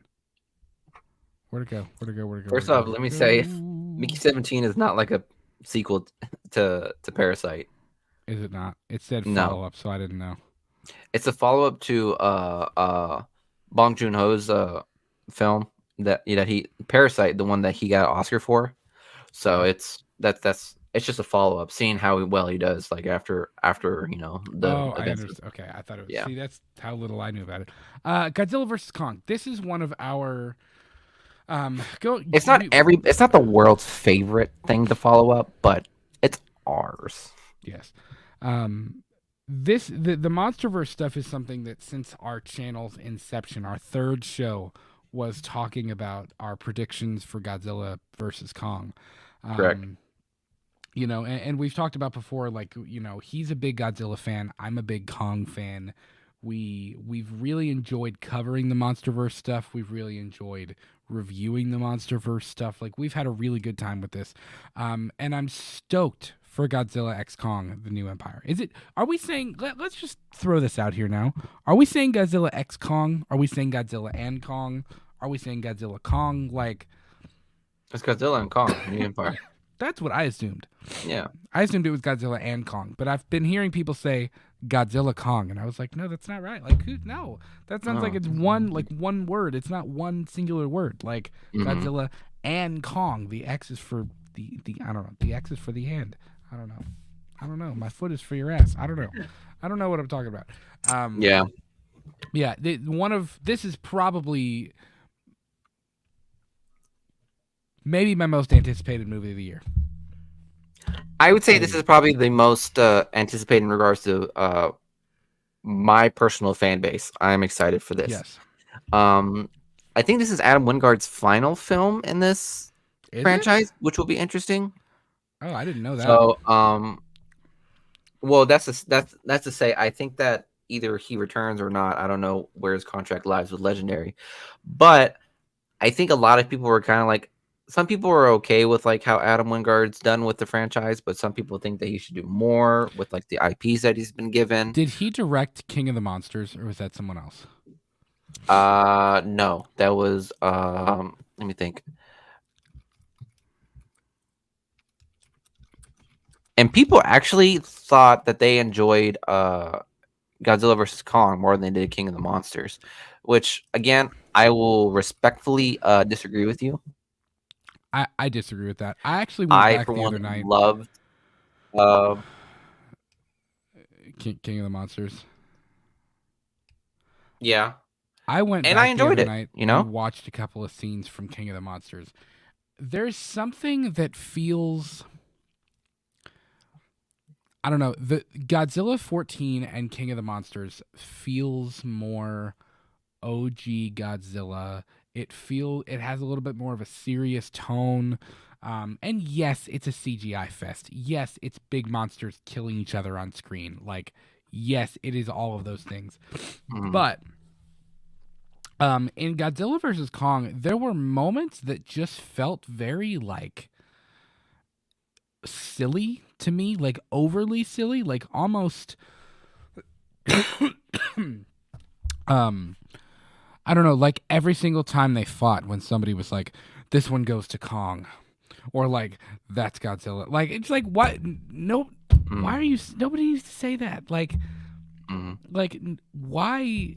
Like, when Kong hits him with the axe in Hong Kong before their like final fight, and what's his face? Brother of the It guy, the guy who plays Tarzan, Skarsgård, whatever his name is. Sorry, yeah, Skarsgård. He when he sees them fight, he sees Godzilla fall or whatever, and he sees Kong walk away with the axe, and he's like, looks like this one goes to Kong. It's like, what? I'll say this. That just made me cringe. Like, there's something that feels less serious about Godzilla versus Kong than King of the Monsters. King of the Monsters was fun, and it had a little bit of CGI cheese to it, but it still felt like a serious story being told. Like, at the point when Madison's house is destroyed, was that her name? Millie Bobby Brown's character? Yeah. When her house is destroyed, and she looks up and sees Godzilla fighting Ghidorah, and like it's raining, and like that's a really emotional scene, you know. I don't know, but I didn't feel that emotion and that seriousness with Godzilla versus Kong that I felt with the other two, and that's a real shame. And I'm hoping that Godzilla X Kong, or Godzilla and Kong, or Godzilla Screws Kong, whatever, I don't know. I'm hoping whatever this new film does with it, I hope it has a little bit more of a serious vibe to it. And it's just big monsters go fight, like, you know? No, honestly, personally for me, this like Godzilla and Kong New Empire is going to be pretty much big monster fight each other. And I personally am okay with that. Mainly because due to the nature of how Godzilla, the franchise itself, has gone through, I personally believe that the last two films were not Godzilla movies. They were straight up King Kong movies. Like Godzilla and Kong and Godzilla versus Kong, those were Kong movies. Those weren't primarily Godzilla films. And I can definitely see that with Adam Wingard's film, that with what he's done with Godzilla versus Kong, what I could see with the trailers. With Michael Daughtry and King of the Monster, he was a Godzilla fan. That is a Godzilla film. Like, It he loved feels like all a the Godzilla movie. IPs. He appreciated. He was lucky enough to have the IPs that he got with Ghidorah, Rodan, and Mothra. And the only thing I didn't like, again, were the human elements. It was a CGI slugfest. Some great shots were done, but the human factor was still kind of lacking because it just didn't seem to make all that much sense as to why they were doing what they were doing. See, I didn't And mind the human element with that one. I didn't mind that at all. I actually thought the human story in King of the Monsters was good. In Godzilla versus Kong, I thought it kind of sucked. I didn't think it was that great. I personally enjoyed 2014 Godzilla's human That factor one was good with, too. yeah, because that Bryan was Cranston. literally, yeah, with, you had Bryan Cranston, and you also just have a story of just a soldier just trying to get back home to his wife and kids, all Yeah, while watching society fall and experience Godzilla for the first time. yeah, And I appreciate Gareth Edwards doing that direction because he's a really good director in creating something as epic and right. starting something that is epic as Godzilla, which is what he is. He is epic. He's not necessarily just a CGI slugfest. Yeah. But I could see why that went that way because it's pretty much what happened with Godzilla from 1994 all the way up to the Showa period, where he was initially a great old metaphor for destruction and nuclear weapons, and then he became a big monster, jump and fight monster kind of Yeah. thing. So Big monster fight big monster. yeah, which is pretty much what happened in the Showa period, and that's pretty much kind of what I'm seeing right now, and I am completely okay with that. But I hope that if Adam Wingard continues his direction or continues filming these projects, I hope that he is able to eventually mold it back into more of an emotional standpoint as opposed to just pure action. And Yeah. again, not complaining about it because, again, if Godzilla and Kong fails, I mean, I'm not gonna lie, Godzilla's probably gonna be finished. Like, it's gonna be hard to come back from that loss. Yeah. So that's to say, I am excited for it. I am glad that we are sticking with the Kong side of the human factor, if that makes sense, Hmm. because Yeah. Madison and all them, they're no longer a part of this story with Godzilla and Kong. It's primarily Right. the Which I'm a little bummed about because I liked her character. I did too, but again, I'm sure Millie Bobby Brown's expensive now, Oh yeah. and Well, and I think it's more so that than like she was in King she of the was Monsters. filming other things and they were getting ready to start filming Stranger Things again and like I think it was Hmm. almost as much of a scheduling thing as it was uh I don't know if it was necessarily an interest thing cuz I really did like her character a lot. And her arc. Yeah, but Uh I'm also overall like at the end of it for Godzilla and Kong. I have been watching the Monarch series on Apple is it TV, good? and I'll be honest, I prefer that human element. That's a pretty good show, Hmm. and it's touching the elements of the monsters and the different realms and Hollow Earth. It's touching those subjects really well and delving more into how Monarch plays into the rest of the franchise. And I'm excited to see how uh, Monarch ties in with Godzilla and Kong New Empire because, as far as we're concerned, Monarch, uh, the Monarch TV series starts from the 2014 Godzilla film and then goes from there. So I'm curious to see how that plays in with the rest of the Hmm. franchise. So yeah, all that to Gotcha. say, I'm excited. Yeah. We've talked about this one a little bit, but next up was Civil War. There's Kirsten. We talked about this a little bit. Like it says after 19 states secede from the Union, America breaks out into a modern day civil war. The president, Nick Offerman, which I think is hysterical that Nick Offerman is playing the president, Yeah. seems to be stoking the flames of dissent. The two camps seem to be very different side on very different sides of the ideological defense. And the photographer Kirsten Dunst finds herself caught in war zones that used to be major U.S. cities. It sounds like speculative fiction. We fear it will soon look more like a documentary. Let's Fucking hope, calm down, Rolling Stone. God, Shit. let's hope to God not. Yeah, Jesus that's Christ, a calm lot. down. Surely, surely not. Mhm. Yeah, I'm gonna skip through some of these that just aren't really that didn't really make our list or that we don't really have an interest in or that we wouldn't talk about. But next up on mine, this was on my list, was Kingdom of the Planet for the Apes. I don't know, Um, man. I'm not really all that interested in this one. really? No, but if because we saw the trailer, right? Like, if you look at it, like, how can I explain this? Again, look, yes, see right here. One thing that bothers me the most, it takes place 300 years after Caesar. Yeah. Like, the reason why I enjoyed Rise of the Planet of the Apes, Was because of Caesar. was because of Caesar and his family and trying to navigate the idea of imps evolving past civilization. That's But fair. now you kind of just have it as like humans are the apes kind of thing.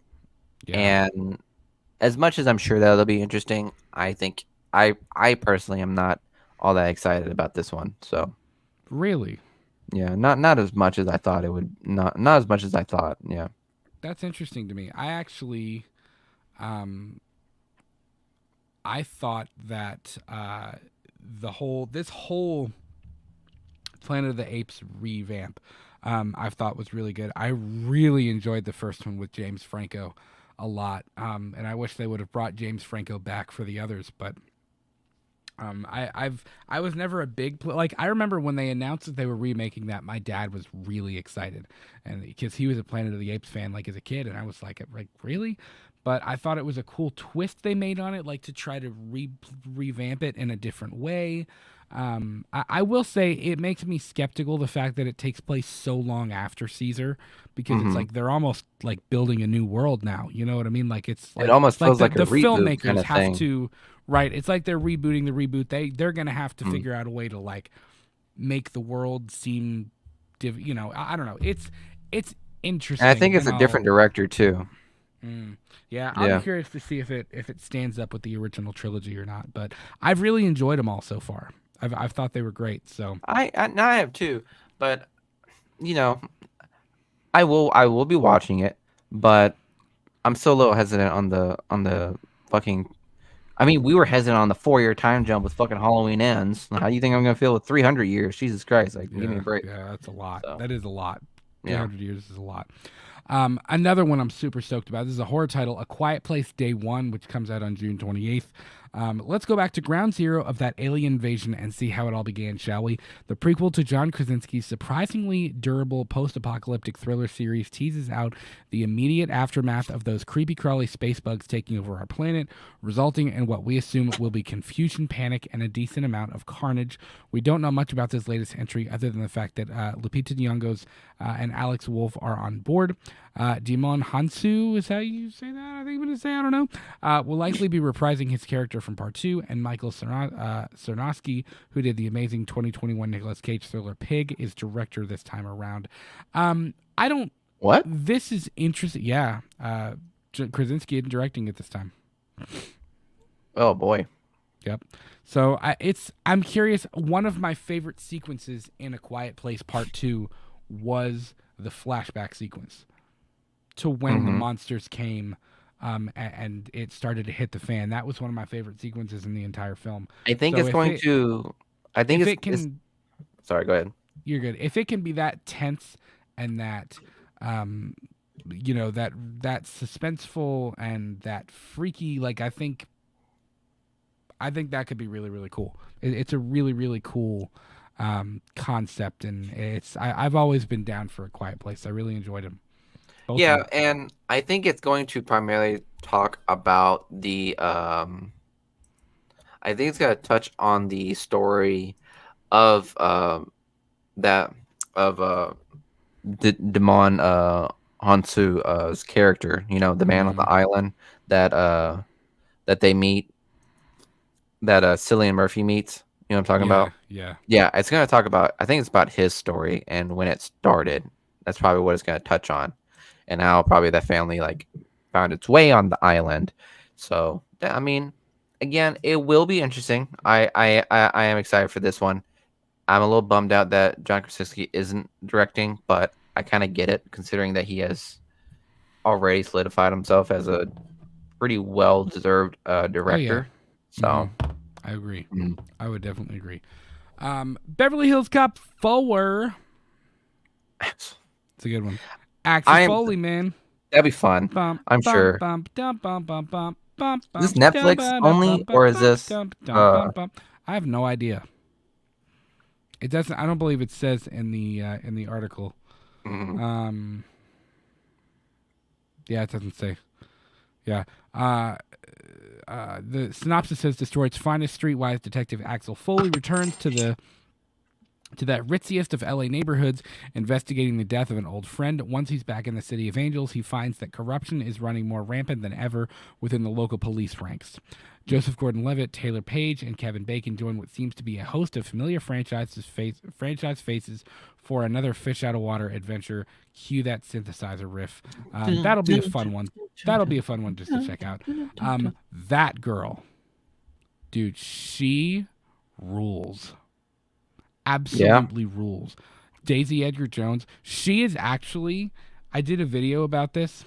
I did a fan casting video. She's my pick to play Laurie if they remake Halloween. where have you seen her? Okay, hear me out. That book where the Crawdads sing. My wife read that when it came out, and Mm-hmm. she got me to watch the movie like last summer. It is great. She is a killer actress, and she is also what else? What did I know her from? Um, what did I know her from? She was in Where the Crawdads Sing. Shit. Yeah, no, I don't recognize her. I haven't seen Normal People either, so. Under the Banner of Heaven. That's what it was. So so the first time I had seen her, there was a Hulu TV show called Under the Banner of Heaven, with I forget the one guy's name, but Andrew Garfield is a cop. He's a Mormon cop, and it's a true story. Oh. It's a true story about this, like these religious murders that happen and this cultish thing, and like Mhm. it was fantastic. And Daisy Edgar Jones plays the woman that's killed. Yeah. And I was like, man, she's a really good actress. And then I saw her again in Where the Crawdads Sing after Julia got me to watch that.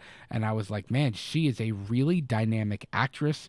Some of what she does in Where the Crawdads Sing, she like so much emotion, even just with her eyes and her facial expressions and like without having to say anything. Like, I think she would do the girl next door thing really, really well with Laurie. Mhm. Which is why she was my pick. But in this case, Daisy Edgar Jones is playing, I believe it is the daughter of, No. it is the daughter of oh my gosh, I'm doing it again. Red Twister fan. I'm surprised. Paxton. Of Bill so she's playing the daughter of Bill Paxton and Helen Hunt's characters Mm-hmm. of Joe and Bill. And I think that is really, really cool as far as I know. But I did see something interesting about for Twisters. I saw something interesting a little while ago that said the director said Twisters is not a sequel or a reboot. It's its own thing. And I was like, okay, but she's the daughter. Like you're basing it off of characters that were in the original Twisters. So how are you like? How I don't know what they meant by that. You know, I think people just say things to get clicks. even directors, Even directors. Yes, I believe that. or to throw fans off. Yeah, But, I'd say so. We did Twister on Classic Revisited. Twister is one of my absolute favorite movies of all time. It's ever a since I was a decent- kid. and it's a always decent loved that film. movie. Yeah. Yeah. And I'm super like I'm my so my one of my weird hobbies is weather. Super into weather. Like super into it. So that's kind of already up my alley, anyways. And this comes out in July. Like it'll be warm. It'll be tornado season. Like it's just I'm stoked for Twisters, and I really really really like her as well. I think she is a stellar actress. So I'm pretty stoked to see. Um, I'm pretty stoked to see what she's gonna do in that role as well. As am I I. just like I said, I'm kind of thrown off by the whole it's not a sequel, it's not a reboot. Like then what is it? Like it's like if it's not a requel, if it's not a sequel, if you're not trying to like pay homage to the original film in some way, then what is it that you're doing? Like why not call it something different? Why Hmm. base it at all off of the original Twister? Yeah, it's a little interesting to think about like why they would decide to take this route in regards to like they don't want anything to do with it, but yet still use IPs Exactly. from the original. So I don't know. I think that's just a phrase that they just want to say just to catch my eyes. Probably. Yeah. Yeah.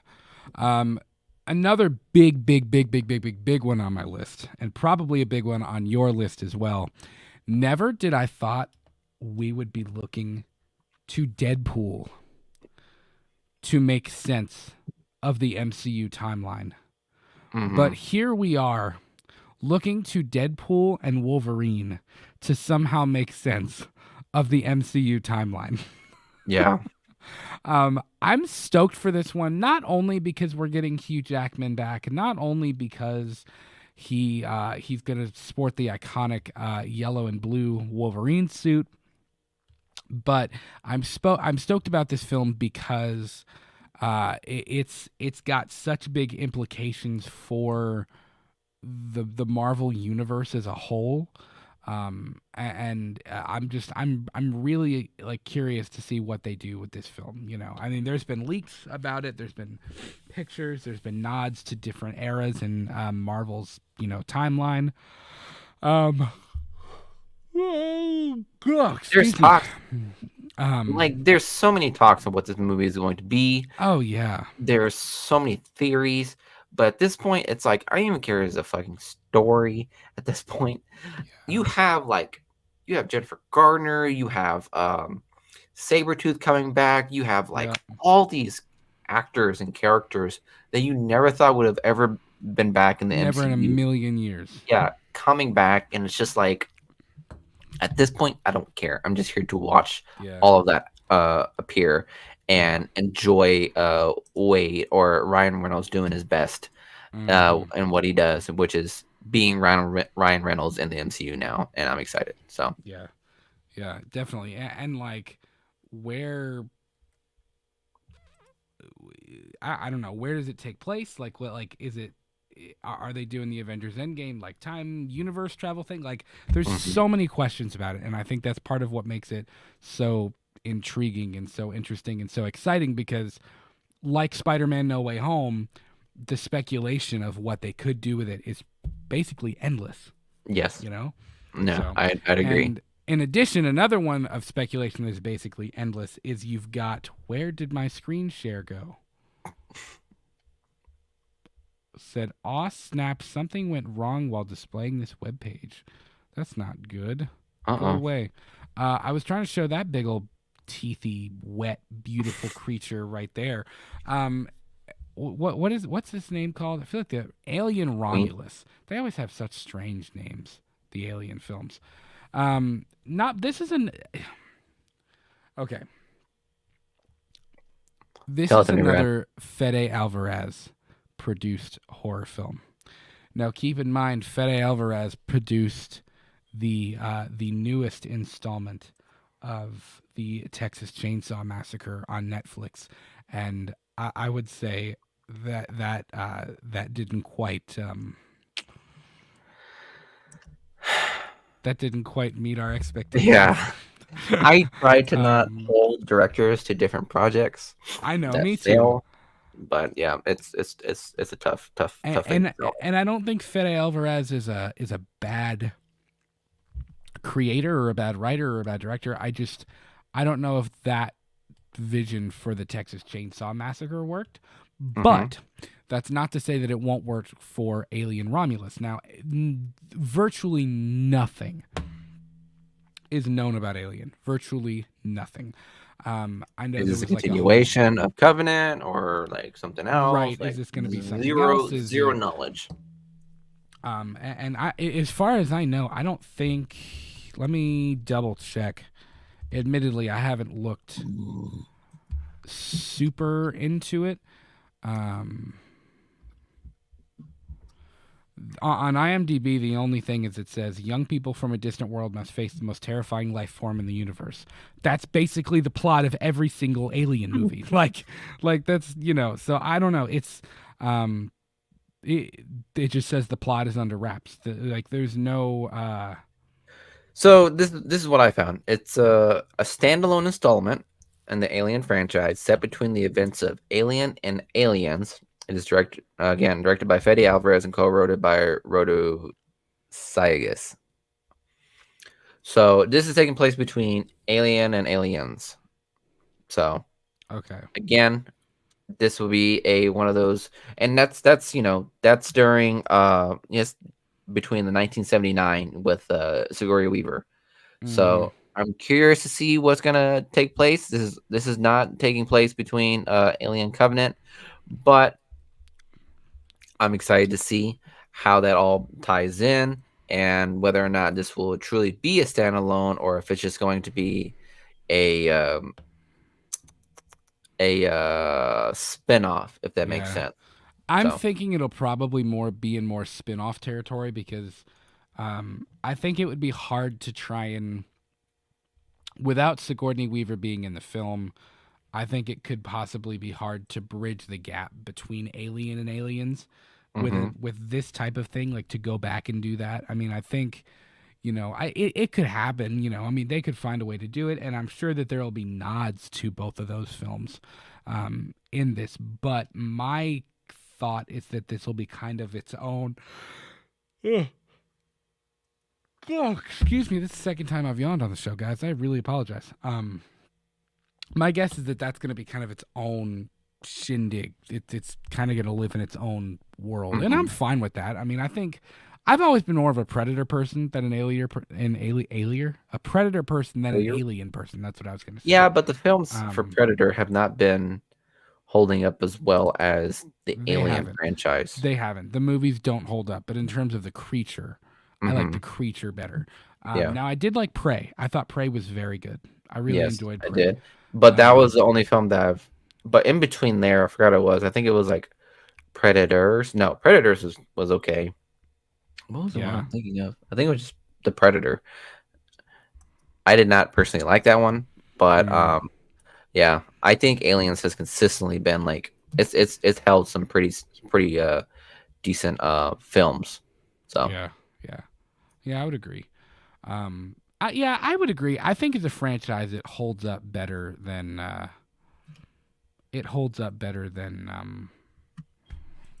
than some others.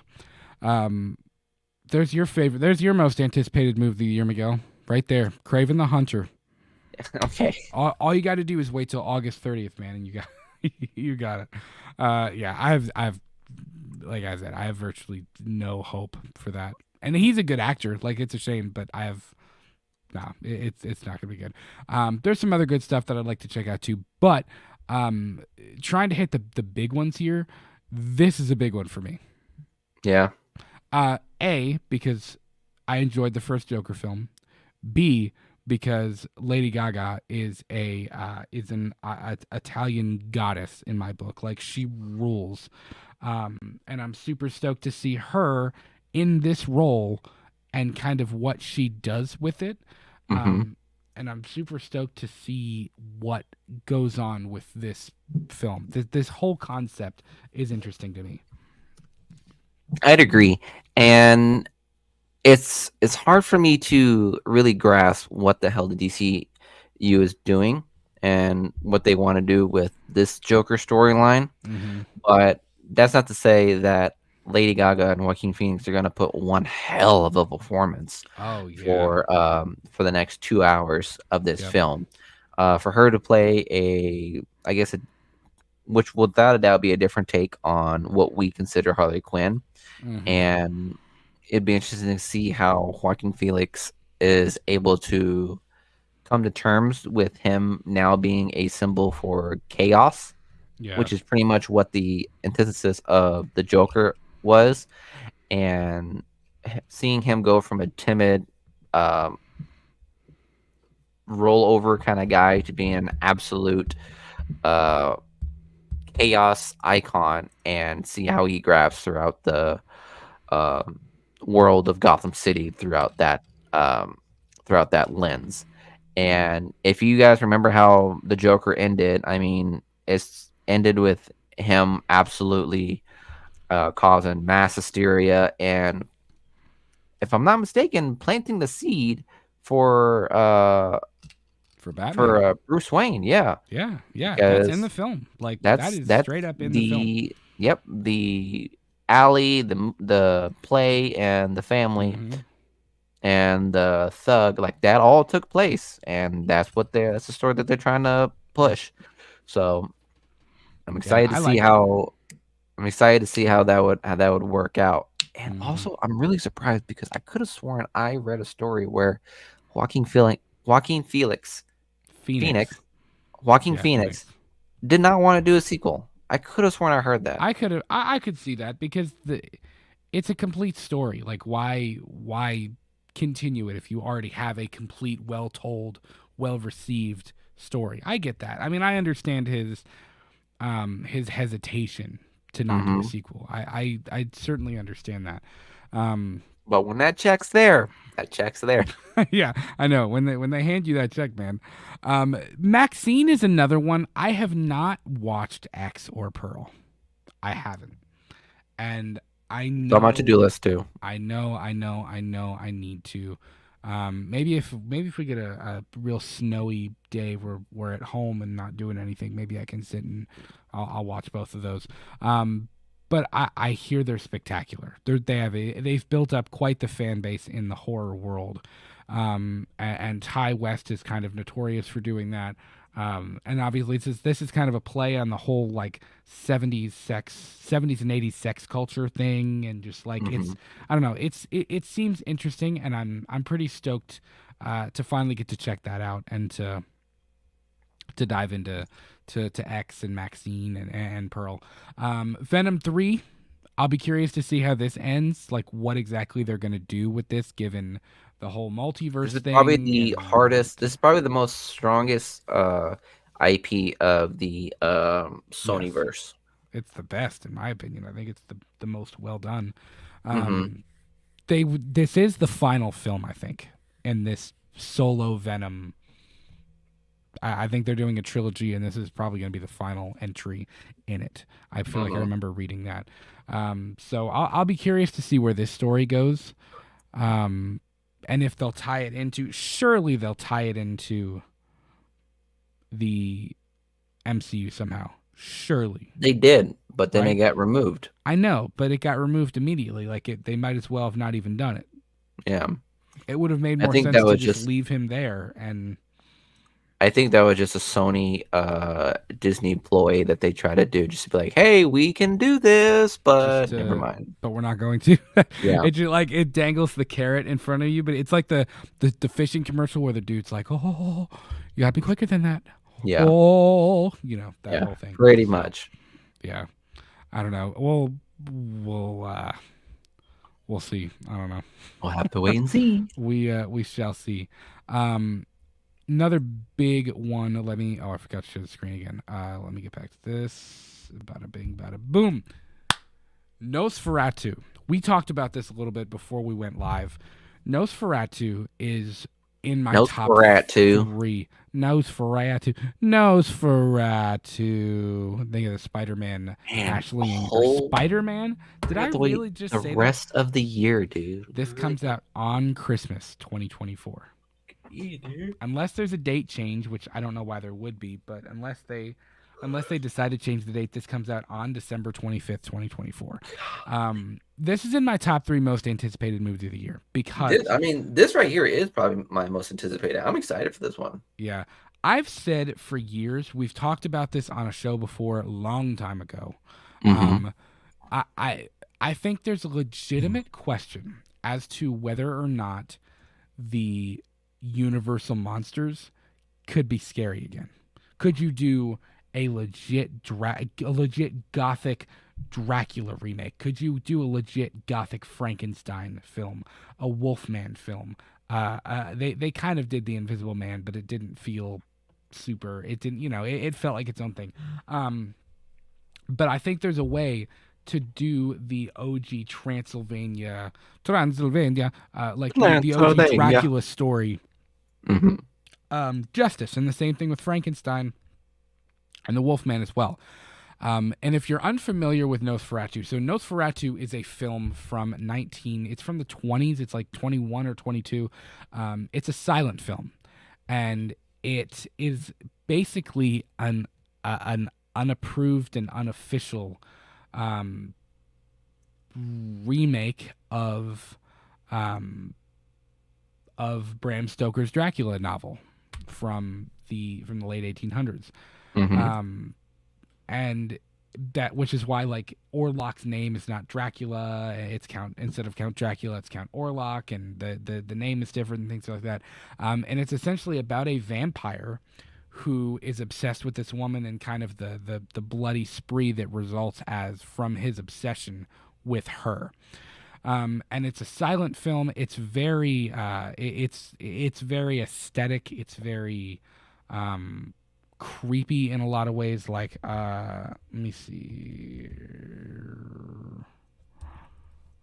I'm trying to get a picture up. I don't think they have a picture of Nosferatu, like what he would look like, right? No. Not in the new film. They don't have one in the new film. Let me see. Where did you go? Boom, there it is. Yeah, like super. It's super aesthetic and super creepy. And I think there is a legitimate way to make that character scary again. And part of what made the original film scary in the first place was the fact that it was a silent film. So like you had no choice but to try and picture the soundscape and the speaking and what was happening in your head. You're just watching this unfold before your eyes, and it's completely silent the entire time, which I think adds to the suspense. And part of me wonders if they're going to try and incorporate that in there somehow. But and the cast is really, really great too. I love Willem Dafoe. I love that he's in it. Lily Rose Depp, she just had that show on it was on Max. It was controversial. I don't know if people really enjoyed it or not. I forget what it's called. Anyway, she's starring in it. It's got a stacked cast. And then Skarsgård, the dude who plays, is it Bill? Who plays Pennywise? It's him. You're muted.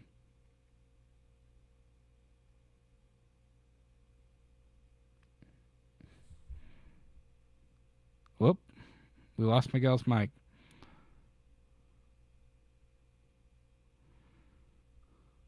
Can't unmute your guest because they chose to mute themselves. Uh-oh. We lost Miguel's mic. That's not good.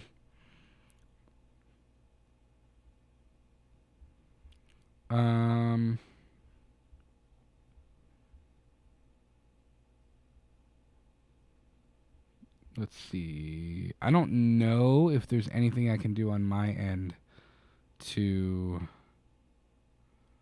fix it.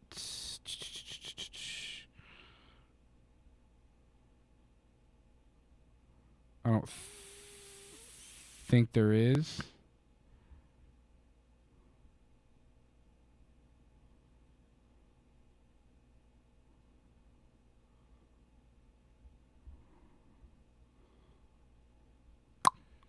Sorry about this, guys. I don't know what the deal is with his mic cutting out like that. But anyways, Nosferatu is going to be great. Isn't it weird? We were just talking about the silent film thing, and boom, there's Miguel's microphone. That's it. It's gone. It's like the film. Now maybe maybe we can do that for the rest of the show. You'll just have to sit and watch us talk. I'll mute my mic, and you can sit and watch us talk, and you'll just have to kind of figure out what we're talking about based on that. He just texted me. Hang on. He said technical. No shit. Technical difficulties. Duh. He texted me. He said technical difficulties. Yeah, I would say so. Do we have Miguel? Do we have any? Have you tried clicking unmute?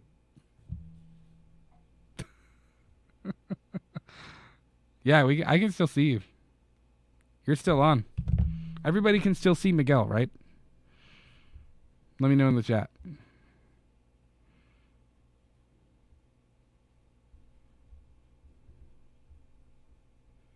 Thankfully, Nosferatu was at the end of the list.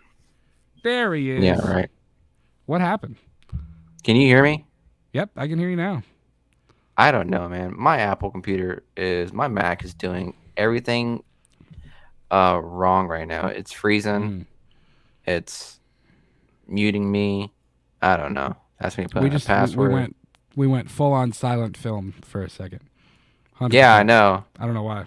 So, but well, yeah, that's I'm a little trying my glimpse best. at that's a little glimpse at 2024, what's to come.